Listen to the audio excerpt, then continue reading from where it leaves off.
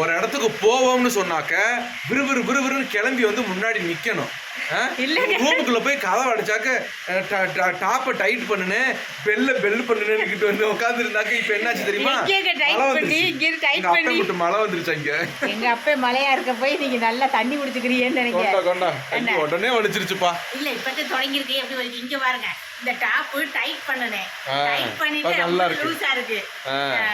எல்லாம் லூசா போச்சு, உடம்பு குறைஞ்சிருச்சு. இதத்தான் சொல்ல வரீங்க. என்ன உடம்பெல்லாம் குறையல, அப்படி குறைஞ்சு கொஞ்சம் சேஃபா இருந்தா தானே இங்க சேஃபா இருக்கும். சொல்லுங்க. அந்த மாதிரி ஷேப் பண்றேன்னு உள்ள போய் உட்காந்துக்கிட்டு கதவை நானும் ஃபர்ஸ்ட் போய் எத்தனை மணிக்கு தெரியுமா? மணி இப்போ 1:30 ஆயிடுச்சுங்க. 12 மணிக்கு உள்ள போனாங்க. 12:10க்கு போய் கதவை தட்டுறேன். என்னாச்சு சாந்தா? 5 நிமிஷம் சொல்லியே 1:30 ஆயிடுச்சு. இப்போ வெளியில வந்துக்கிட்டு போலாம் பண்றாங்க. இங்க பாருங்க மழைய, தெரியுதா? மழை இன்னும் அடிச்சு ஊத்தல, இப்ப பெய்ய போகுது. சவுண்டு டவுன்ல எல்லாம் பெஞ்சிருச்சான். நேத்து பெய்ஞ்ச மழைக்கு வண்டி இன்னைக்கு போக மாட்டேன்ருச்சு. கொஞ்சம் தூரம் மூவ் ஆயிட்டு வியாபாரத்துக்கு போயிட்டு வண்டியை ரிட்டர்ன் உருட்டிக்கிட்டு வந்து கொண்டாந்து நிப்பாட்டினா. அது வண்டி சகதி பயங்கர சகதியா இருக்கனால எத்தி கொண்டு நிப்பாட்டியாச்சு. பயங்கர மழை பெய்ஞ்சு மழை பெய்ஞ்சுச்சுன்னா அது உணங்குற வரைக்கும் நம்ம இந்த வீட்டை விட்டு ஆள முடியாது. இல்ல என்ன செய்யணும்னா, எப்படியும் ஊருக்கு போயிட்டு வந்துட்டு தான் போக முடியும் வியாபாரத்துக்கு. அதுக்கு ஊருக்கு போயிட்டு வந்தாலும் கொஞ்சம் மழை நல்லா பெய்யுற டயத்துல சேச்சி வீட்டுல கொண்டே வச்சிடணும். யாராச்சும் திடீர்னு கூப்பிட்டாங்கன்னா அவங்க வீட்டுக்கு போக முடியாம ஆயிரும். அதுக்காகனாச்சும் அவங்க சேச்சி வீட்டுல, வக்கீல் சேச்சி வீட்டுல கொண்டே வச்சுக்கலாம்னு நினைச்சுக்கிட்டு இருக்கோம். நல்லா சவுண்ட் அடிச்சுன்னா பேச முடியாது. நம்ம ஊருக்கு என்ன இருக்கு, நாள் இருக்குங்க, இன்னும் 5 நாள் இருக்கு. அதுக்குள்ள ஐப்ரோலாம் பண்ணிட்டு வரலாம். இன்னைக்கு போவோம்ட்டு ஐப்ரோ பண்ண கிளம்புறேன். ஐப்ரோ இங்க வளரல, அடங்கி இருந்தாரு. சொன்ன மாதிரியே இங்க அடங்கி போச்சு. எப்ப சொன்னேன்? 12 மணிக்கு உள்ள போய் கதவை அடைச்சோகுதேன். நானும் சொன்ன மாதிரி 12:30க்கு தட்டுறேன், 1 மணிக்கு தட்டுறேன், 1:15க்கு தட்டுறேன். 5 நிமிஷம் சொல்லி 1:30 ஆக்கிட்டாங்க. 1:30 ஆயிடுச்சு. அதே பார்த்தேன். இப்ப அவ்வளவு நேரம் ஆயிடுச்சு. ஏங்க ஒண்ணு அளவு இல்லாம மிஷின் வர மாதிரியே இருக்குது. லூசா பெல்ட் அந்த போகுது. இந்த நம்ம ஒரு வேலைக்கு ஒரு இடத்துக்கு நம்ம என்ன பண்ணுவோம், நீங்க ஒரு இடத்துக்கு கிளம்புனாக்க இத்தனை டச் அப், இத்தனை மேக்கப், இத்தனை நான் உடம்பு சொன்னேம்மா, முகத்துக்கு டச் அப் பண்றேன் இல்லையா? இத்தனை பண்றாங்கல்ல. நான் ஏதாச்சும் கிளம்பியிருக்கேனா, என் தலையை சீவனா செஞ்சிருக்கேனா? நான் கிளம்பி வந்து உட்காந்து எவ்வளவு நேரம் போயிட்டு வரோம்னு சொல்லிட்டு வண்டியில போய் கடையில் இறங்க போறோம்.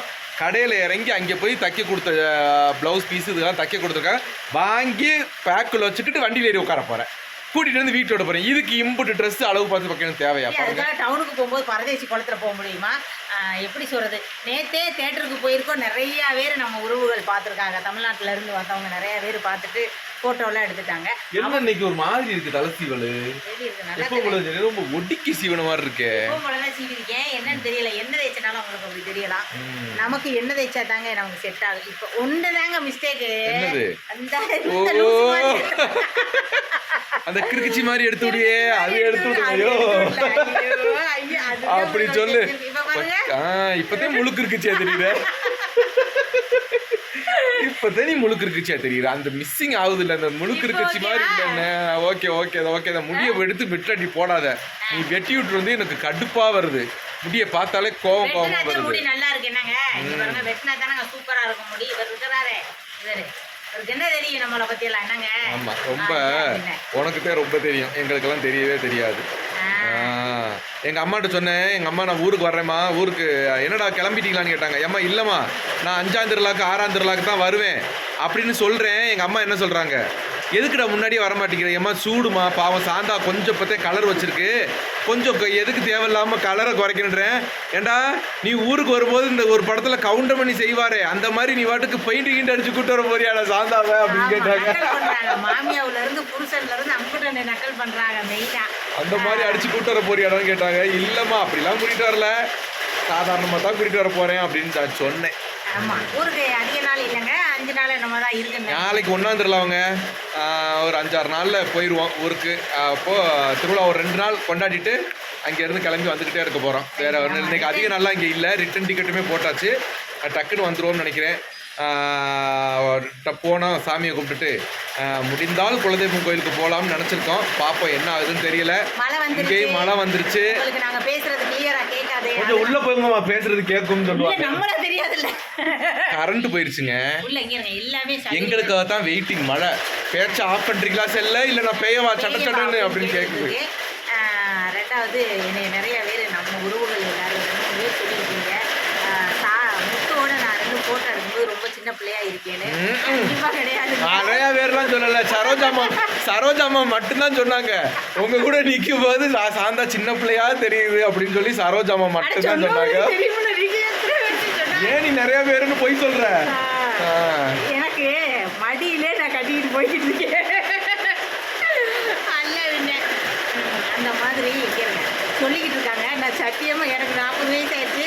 எங்க முத்து வளர்த்தியா இருக்கனால நான் குட்டட்டின்றதுனால அப்படி எனக்கு தெரியும். நான் குட்டை கத்திரிக்காய், அதனால தான் எங்க முத்து என்னை அடிக்கடி குட்டை கத்திரிக்காய்ன்னு கூப்பிடுவாரு.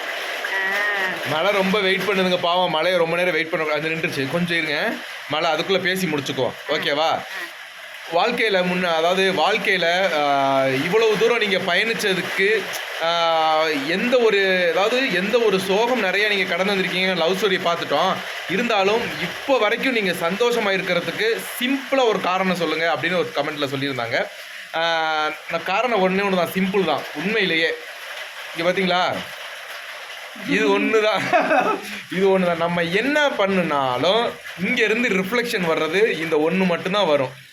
விளம்பரத்துக்கு போகதே நான் லைக் அப்படி இல்லை, நம்ம என்ன பேசினாலும் அடிக்க போனால் கூட இந்த சிரிப்பு மட்டும்தான் வரும். இந்த சிரிப்பு நமக்கு எப்பவும் பிரதிபலிக்கிற வரைக்கும் குடும்பம் ஓடுகிற வண்டி ஓட ஒத்துமையா 2 மாடு, ஒன்று விட்டு ஒன்று பிரிஞ்சா என்ன ஆகும் எண்ணி பாரு. அந்த மாதிரி 2 பிரியாம ஓடிக்கிட்டே இருக்கலாம். இந்த புன்னகை தான். அங்கேருந்து என்ன பேசினாலும் இங்கேருந்து ஒரு புன்னகை போகணும், இங்கேருந்து என்ன போனாலும் அங்கேருந்து ஒரு புன்னகை வரணும். அப்பதான் வாழ்க்கை முன்னேறி போகும். இல்ல, இதை இப்படி ஒரு ஃபேமிலியை சிரிக்க வச்சுக்கிட்டே இருக்கிறது அந்த ஃபேமிலியை முன்ன நடக்கிற குடும்பஸ்தன்.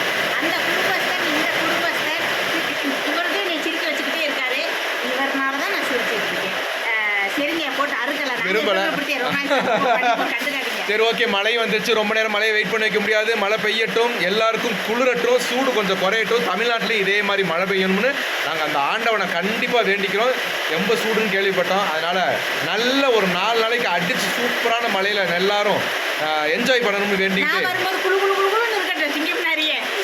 ஓகேங்க. பாருங்க, பார்த்து பத்திரமா இருங்க. பாய்ங்க.